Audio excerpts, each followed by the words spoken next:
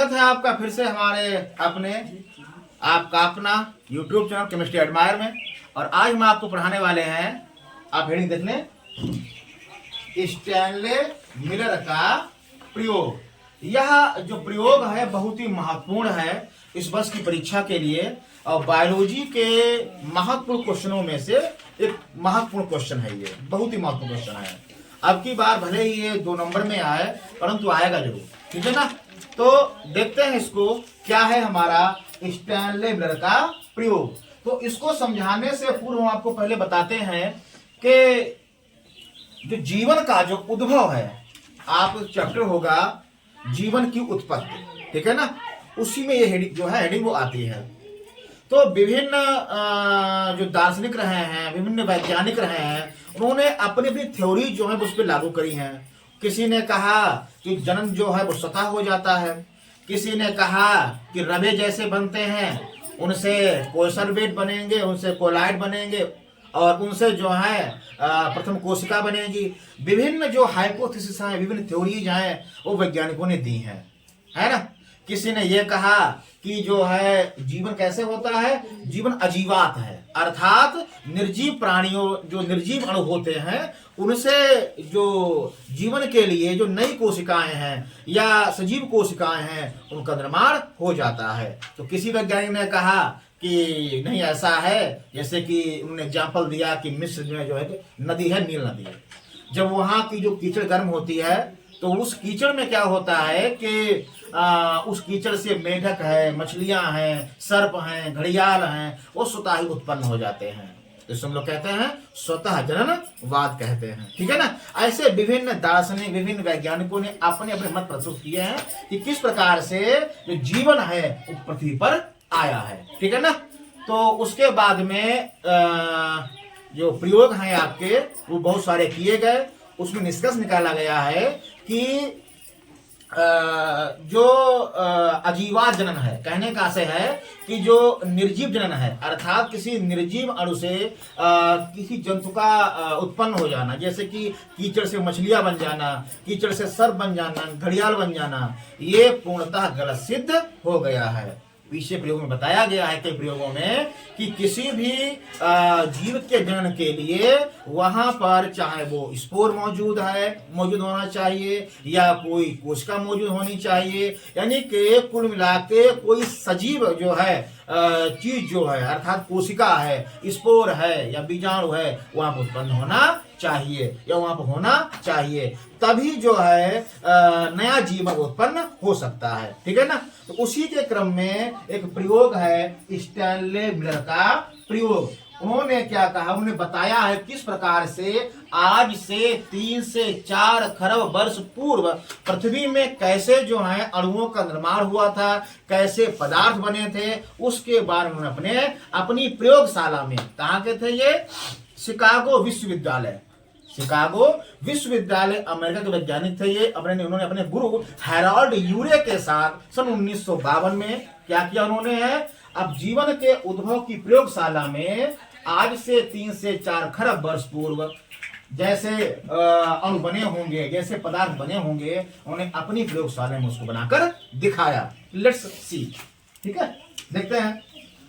तो यह एक उपकरण है जो स्टैनले मिलर ने अपने प्रयोग में इसको यूज किया था। इनकी सहायता किसने करी थी, उनके गुरु हैरोल्ड यूरे ने उनकी सहायता करी थी। बात कब की, सन 1952 की है, ठीक है ना। तो इसके लिए उन्हें क्या मिला है, इस प्रयोग के लिए उन्हें मिला था नोबेल पुरस्कार, ठीक है ना। बच्चों देखो, होता क्या है कि यह एक उपकरण है। तो इस उपकरण में क्या किया गया है कि जो मेथेन है, अमोनिया है और जो हाइड्रोजन है, क्या था, इसका 2:1:2 का अनुपात जो है वो लिया गया था इसके प्रयोग को करने के लिए, ठीक है ना।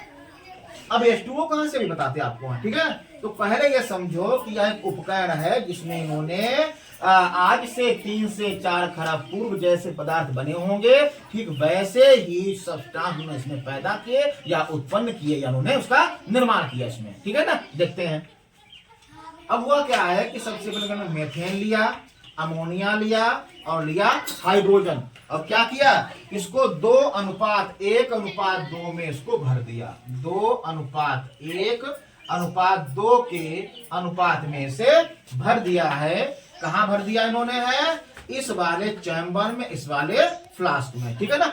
इधर आ जाइए, एक फ्लास्क यहाँ शुरू करके समझाने के लिए। यहाँ एक फ्लास्क है, ठीक है ना, और फ्लास्क में उन्होंने जल को जो है वो भर दिया है। कहने का आशय है कि यहाँ जो वाटर जो है गर्म किया जाएगा, ठीक है ना। होना देखने के बाद जो यहाँ पे जो फ्लास्क है, फ्लास्क में जो पानी लिया गया है और इसे बर्नर की सहायता से फ्लास्क में रखा हुआ पानी जो है वो उबाला जा रहा है, ठीक है ना। अब क्या हुआ है, इधर जो है जो पानी जो है वो उबल के इसकी जो वाष्प बन रही है, लिखा है ना वाटर वेपर्स, यानी कि पानी उबलने के दौरान अब पानी क्या कर रहा है, वाष्प में बदल रहा है, ठीक है ना। ये वाष्पें क्या कर रही हैं, इस उपकरण की नली से होते हुए चक्कर लगाते हुए कहाँ आ जाती हैं, ये आ जाती हैं इलेक्ट्रोड वाले फ्लास्क में आ जाती हैं, ठीक है ना। अब यहाँ आप देखेंगे, उससे पहले आप जान लें कि यहाँ पर एक और दे रखा है चीज, टू वैक्यूम। इसका से क्या होता है कि आपको हमने पहले पढ़ाया होगा कि प्राचीन समय में जब उद्भव हो रहा था तो मुक्त ऑक्सीजन उपस्थित नहीं थी।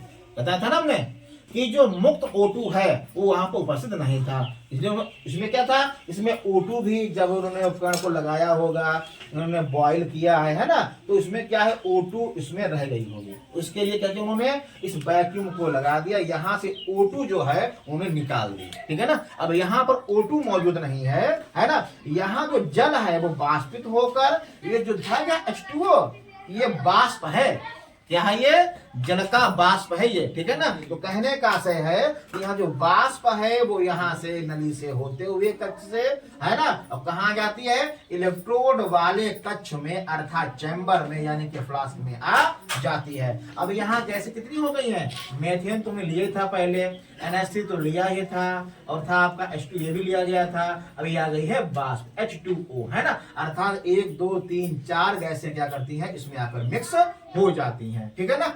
अब होता क्या है कि इसमें आप देख रहे होंगे कि यहाँ पर इलेक्ट्रोड्स हैं वो लगाए गए हैं, ठीक है ना, और इलेक्ट्रोड का जो संबंध है बाहरी धारा स्रोत से कर दिया जाता है, ठीक है ना। तो यहाँ पर करीब में जिसका तापमान हो जाता है वो हो जाता है 800 डिग्री सेल्सियस, ठीक है ना, बहुत ज्यादा तापमान हो जाता है। और उस तापमान के कारण क्या होता है कि इसमें स्पार्किंग उत्पन्न की जाती है। आपको लिखाया गया इसमें होगा, electrode spark circulate cool water to condense steam, ठीक है ना। यहाँ पे स्टीम बन रहा है आपका, यहाँ से निकाला जाएगा स्टीम, है ना।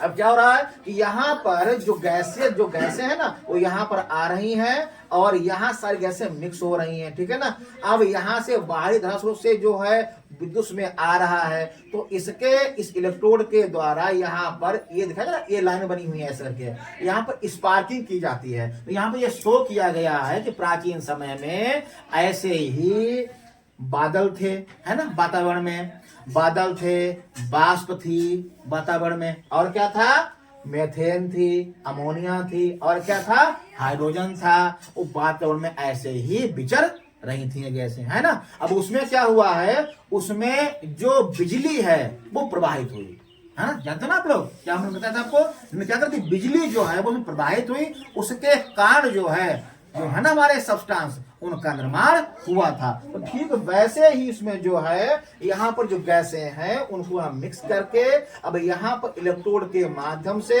स्पार्किंग जो है वो इसमें कराई गई है। इससे क्या हुआ है, ये सारी गैसें आपस में मिक्स होके अब क्या बनाया उन्होंने शर्करा और जो अमीनो अम्ल हैं उसका निर्माण किया था। उसमें प्रमुख पदार्थ में कौन कौन से थे, वो थे हमारे एलेनिन और हमारा ग्लाइसिन, ठीक है ना। तो यहाँ से बना हुआ पदार्थ कैसे बना हुआ है मेथेन से, अमोनिया से, जल की वाष्प से और हाइड्रोजन से, और इन सभी गैसों में विद्युत प्रवाहित करने के कारण से, स्पार्किंग करने के कारण से, ठीक है ना।